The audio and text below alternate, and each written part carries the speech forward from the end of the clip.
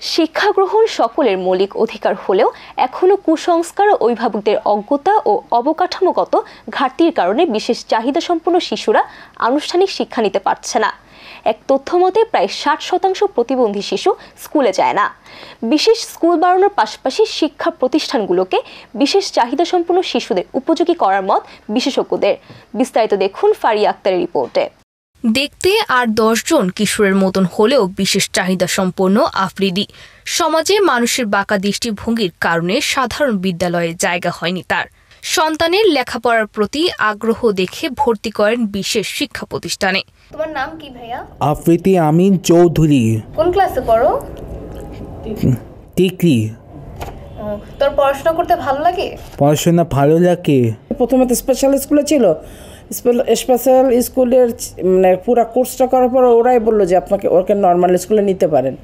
পরে একটা নর্মাল স্কুলে নিলাম, ওরা বলে যে আমাদের এখানে অ্যালাউ নেই। আমি যে টিচার, এটা তো প্রাইমারি মিনিস্টারি ল করে দিচ্ছে যে 30% এই স্পেশাল বাচ্চা থাকতে পারবে। তো অনেক বলে ঢুকাল মানে ভর্তি করলো, কিন্তু মানে একদম কোনো রকম কোঅপারেশন পেতাম না। বরঞ্চ ওই স্কুলে, ওই স্পেশাল স্কুলে যে ইয়েটা ছিল, ওর যে লেভেলটা ছিল, ওই লেভেলটা ডেটোরেট করে যেত। এত জঘন্য অবস্থা হয়ে গেল। পরে আমি আবার আরেকটা স্পেশাল স্কুলে যে যোগাযোগ করলাম, পরে বলে যে আপনি বরঞ্চ প্রয়াসে দেন। তখন ওকে প্রয়াসে আমি দিলাম। পরে ওইখান থেকে PSC, GSC, matric, inter pass করলো আর কি। সাধারণ শিক্ষার্থীরা মেনে নিবে না রুশাদকে, এই ভাবনা থেকে ভর্তি করা হয় বিশেষ স্কুলে। সমাজের বাঁকা চোখের অজানা ভয়ে স্কুলে যেতে চায় না তারা। নর্মাল স্কুলে ধরেন আপনার এখানে 30 জন শিশু আছে, তার মধ্যে 2-1 জন যদি আমার শিশুর মতো থাকে, তাদেরকে তো ওই শিশুরাও ঠিক স্বাভাবিকভাবে হয়তো মেনে নিতে পারবে না।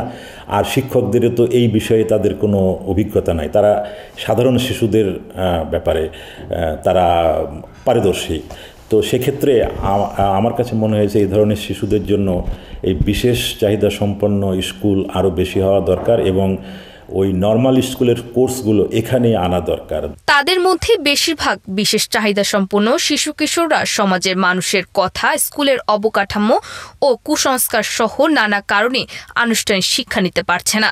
আসলে ওই সমস্যাটা কখনো পড়ি নাই। আর এমনি অনেক সময় আত্মীয় স্বজনের বাসায় গেলেও তারা ঠিক ওইভাবে কোনো সময় বিরক্তিভাব প্রকাশ করে নাই। পরিবর্তন তো অবশ্যই দরকার, কারণ আমাদের এখানে তো মানে অনেক শিক্ষিত মা বাবাই, আমি তো আমার আত্মীয় স্বজনের কাছে এটা এস্টাবলিশ করতে তো আমার অনেক দিন লেগে গেছে। ইউনিসেফ, বিবিএস সহ কিছু সংস্থার তথ্য মতে বাংলাদেশের 60% প্রতিবন্ধী শিশুরা স্কুলে যায় না। বিশেষজ্ঞরা বলছেন বিশেষ চাহিদা সম্পন্ন শিশুদের সংখ্যার তুলনায় বিশেষ স্কুলের সংখ্যা কম। তবে স্কুলের সংখ্যা বাড়ালেই হবে না, প্রাথমিক ও মাধ্যমিকের স্কুলগুলোকে এই শিশুদের উপযোগী করে গড়ে তুলতে হবে। আমরা যদি প্রতিবন্ধী শিশুদের শিক্ষা ব্যবস্থার কথা বলি, স্কুলগুলো কেমন, তখন একটা কথাই শুধু বলা হয় যে স্কুলে র্যাম্প করা হয়েছে। তো র্যাম্পটা কতটুকু করলে একটা হুইল চেয়ার নিয়ে একটা বাচ্চা উঠতে পারবে, সেটা কিন্তু ওইখানে সেই মেজারমেন্টটা সেভাবে নাই। সারাদিনে ওয়াশরুমে যাওয়ার মতো কোনো ব্যবস্থা নাই। শিক্ষকদের যথাযথ প্রশিক্ষণ নাই, ওরিয়েন্টেশন আছে। তাদেরকে বলা হয়েছে যে প্রতিবন্ধী বাচ্চাগুলো স্কুলে আসবে, তাদেরকে ভর্তি করবো, তাদের খেয়াল নিবা।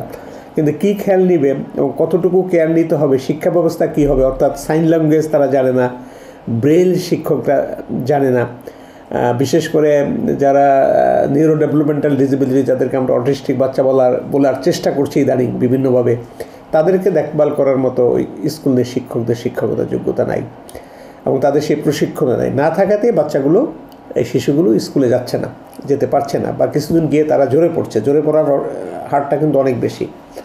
আর বিশেষ শিক্ষার নামে অনেকগুলো স্কুল হয়েছে বাংলাদেশে, সেগুলো মূলত নিউরো ডেভেলপমেন্টাল ডিসেবিলিটি যারা, তাদের জন্য করা হয়েছে, যাদেরকে এক কথায় সবাই অটিস্টিক বলে গণ্য করে। এটা ঠিক না, অটিস্টিক একটা আলাদা বিষয় এবং নিউরো ডেভেলপমেন্টাল ডিসেবিলিটি অনেকগুলো বাগ আছে।